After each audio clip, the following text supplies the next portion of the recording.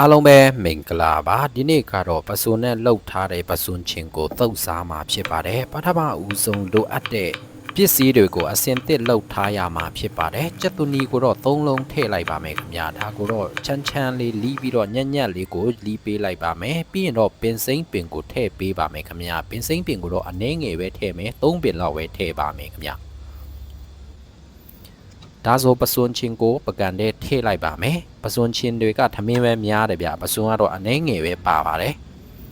အချိုမုတ်လေးအနှဲငယ်ထည့်ပါမယ်စားတော့မထည့်ရဘူးဗျပစွန်ချင်းလုတ်တဲ့အခါမှာစားကိုထည့်ပြီးသားဆိုတော့ငရုတ်သီးမုတ်ကိုလည်းအနှဲငယ်ထည့်ပေးရပါမယ်တစ်စွန်းနှစ်စွန်းလောက်ပါပဲခင်ဗျပြီးတော့လီးထားတဲ့ပစ္စည်းတွေကိုထည့်ပေးရမှာဖြစ်ပါတယ်ကြက်သွနီထည့်မယ်ပင်စိမ့်ပင်ထည့်လိုက်ပါမယ်ဒီလိုလေးထည့်ပြီးပြီဆိုရင်တော့လက်နဲ့မွေပေးရမှာဖြစ်ပါတယ်ဒီလိုလက်နဲ့